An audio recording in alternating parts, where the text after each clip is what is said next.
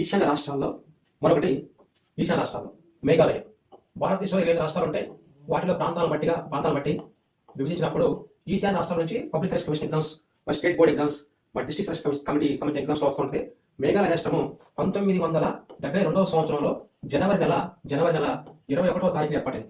అక్కడ భారతదేశంలో 1972 జనవరి 21వ తారీఖున ఏర్పాటు చేసినటువంటి రాష్ట్రాన్ని మేఘాలయ అంటారు. మేఘాలు లయ చేసేటువంటి రాష్ట్రం అది మేఘాలు లయ చేస్తూ ఉంటాయి. ఇక్కడ మేఘాలు లయ చేసినట్టు ఇది భారతదేశంలోని దాదాపు 22,429 చదరపు కిలోమీటర్ల విస్తీర్ణాన్ని కలిగి ఉంటుంది. అంటే ఈశాన్య భారతదేశంలో 22,429 చదరపు కిలోమీటర్ల విస్తీర్ణాన్ని కలిగి 21 లక్షల మంది జనాభాని కలిగిన దాన్ని మేఘాలయ అంటారు. మేఘాలయలో జనాభా 21 లక్షలు. మేఘాలయలో యొక్క విస్తీర్ణం ఇది విస్తీర్ణము, ఇది జనాభా 21 లక్షలు. 22,429 చదరపు కిలోమీటర్లు 1972 సంవత్సరం జనవరి 21వ తారీఖున ఏర్పాటైంది. ఈ ఏర్పాటైనటువంటి ఈ మేఘాలయ రాష్ట్రంలో అక్షరాస్యత 75% ఉంటుంది. ఇలా భారతదేశంలో ఈశాన్య రాష్ట్రాల్లో అక్షరాస్యతలో ముందున్న దాన్ని మనం మిజోరం అంటాం, తర్వాత త్రిపుర ఉంటుంది, తర్వాత మేఘాలయ ఉంటుంది. ఇలా లిస్ట్ ఉంటుంది. లిస్ట్ తీసుకుందాం. మన తర్వాత ఈ 7 సిస్టర్స్ ఆఫ్ స్టేట్స్ అంటే 7 సిస్టర్స్ ఆఫ్ స్టేట్స్ అది మనకి రాసుకుంటే అలా 3 ఎస్లు ఉంటాయి. దానిలో మరొక రాష్ట్రం ఇది.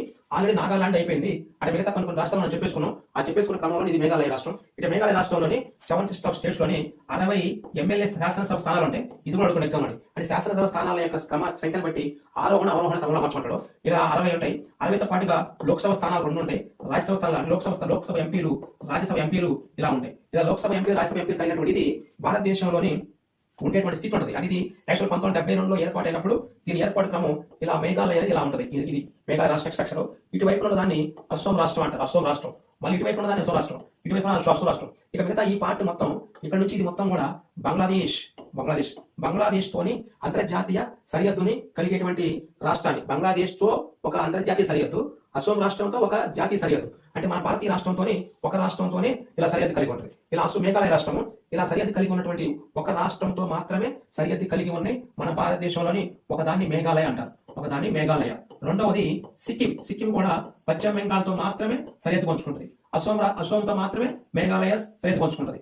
నెక్స్ట్ ఇది సిక్కిం రాష్ట్రము ఈ దేశాలతో మట్టికి ఎక్కువ పంచుకుంటుంది. కానీ భారతీయ రాష్ట్రాల్లో కేవలం ఒక రాష్ట్రంతో మాత్రమే సరిహద్దు పంచుకుంటుంది. నెక్స్ట్ మూడవది జమ్మూ అండ్ కాశ్మీర్ ఉంటుంది. ఆ జమ్మూ అండ్ కాశ్మీర్ కూడా ఇది యూటీ కేంద్రపాలిత ప్రాంతం.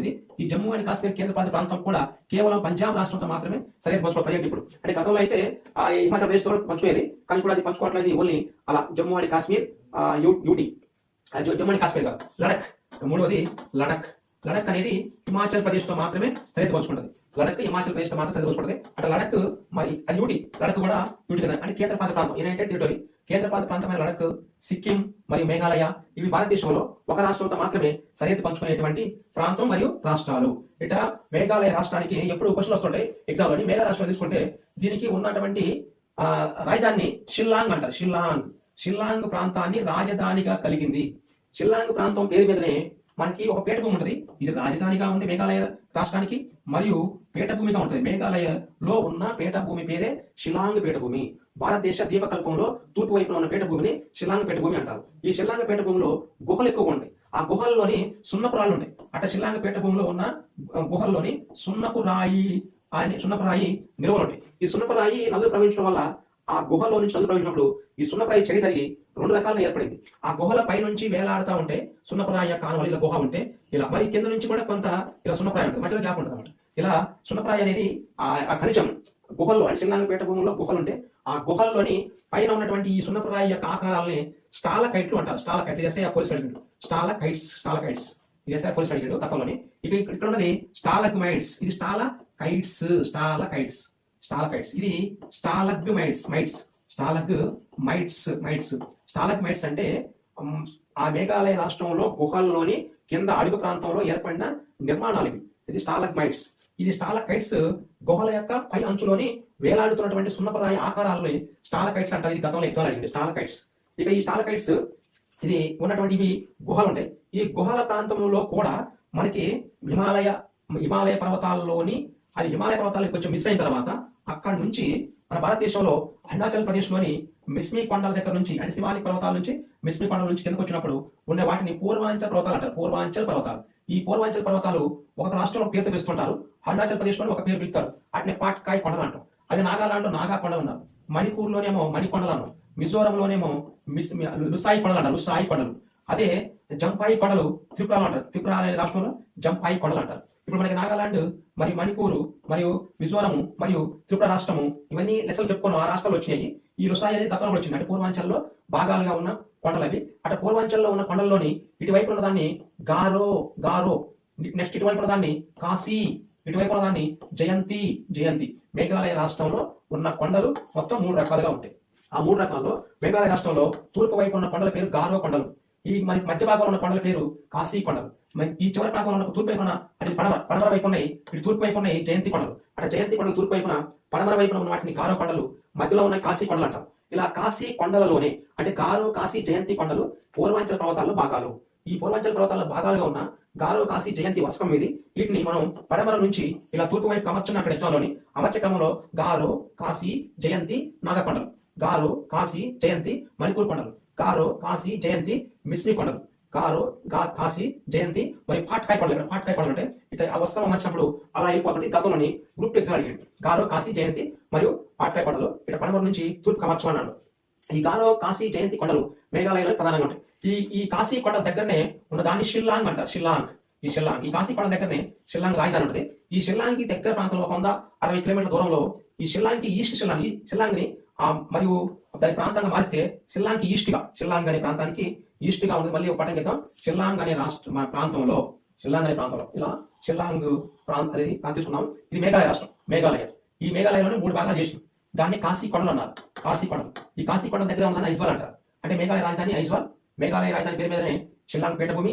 షిల్లాంగ్ పీఠభూమి దగ్గరగా ఈ కాశీని మళ్ళీ 4 భాగాలు చేస్తే ఇటువైపున తూర్పు కాశీ జిల్లా, ఉత్తర కాశీ జిల్లా, దక్షిణ కాశీ జిల్లా, మరి పడమర కాశీ జిల్లా అంటాం. ఇలా తూర్పు కాశీ జిల్లాలో ఉన్న ఆ యొక్క తూర్పు కాశీ జిల్లాలో ఉన్న మన భారతదేశంలోనే అత్యధిక వర్షపాతం నమోదు చేసే ప్రాంతం ఉంది, దాన్నే మాన్సిన్ రామ్ అంటారు, మాన్సిన్ రామ్.